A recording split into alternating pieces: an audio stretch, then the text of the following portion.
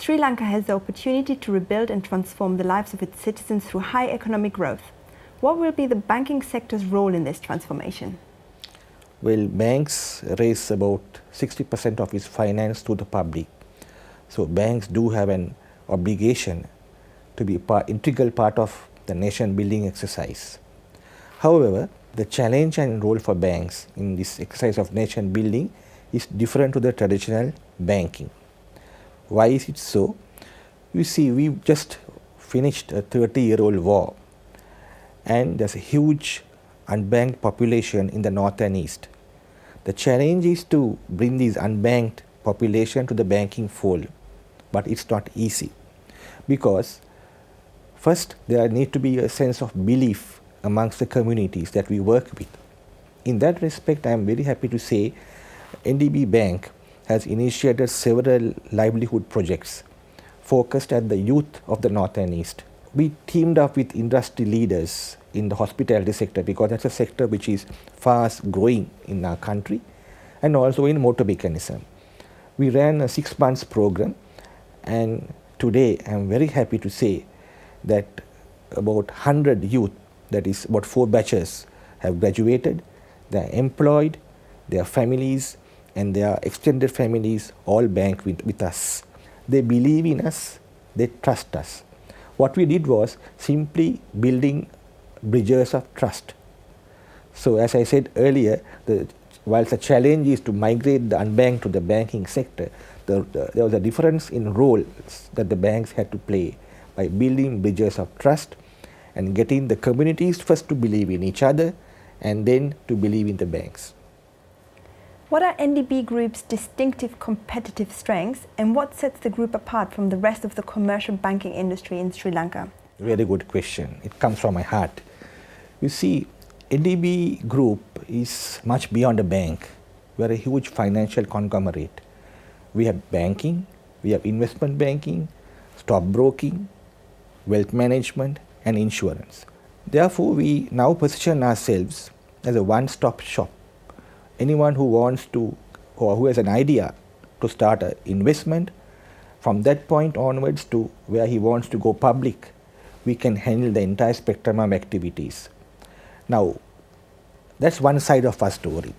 The other side is that the knowledge that we have nurtured within the institution across our group holds us in good state to really cater to the huge demands, because the investments taking place in the country today are from highways to flyovers, ports to airports, the high-tech activities, and you need these competencies, these skills to reap best benefits. So we feel that we are quite different to our peers, and we are really growing and growing. Now, what does NDB do to keep ahead of the game?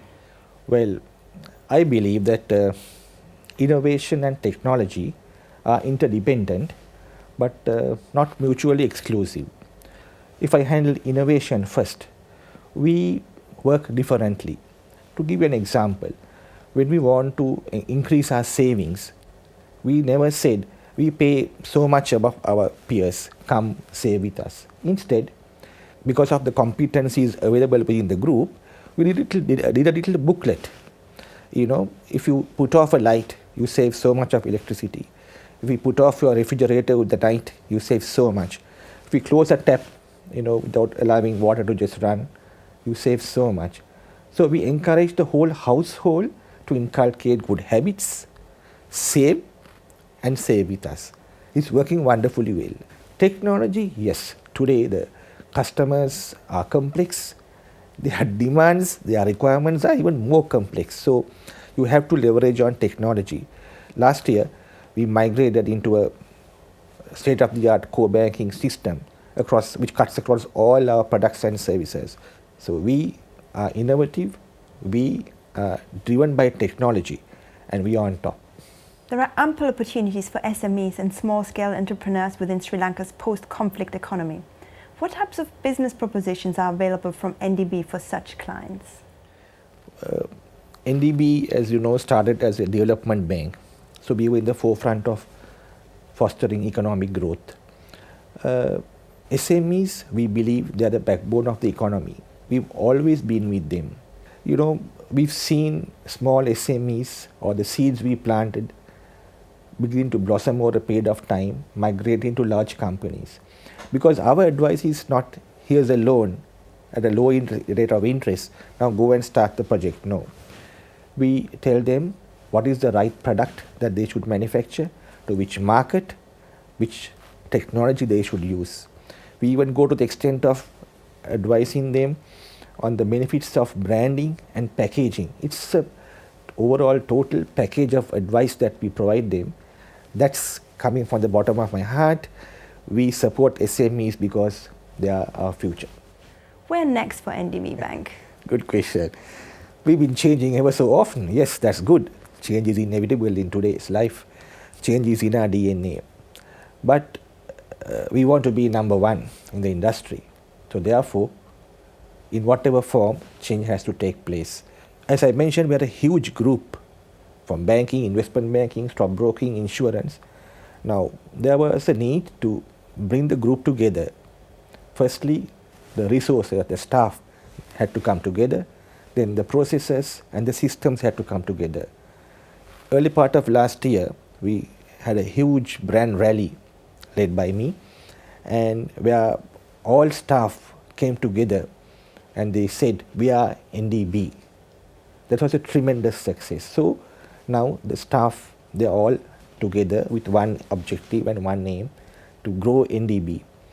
Our dream, I would say it's much beyond a dream, it will soon be a reality, that when a customer walks into our group, there will be one mandate he will sign, and there will be one statement he will receive across all his products. That's going to be the next stage. Russell de Mel, thank you very much. It's a pleasure being here. Thank you very much too.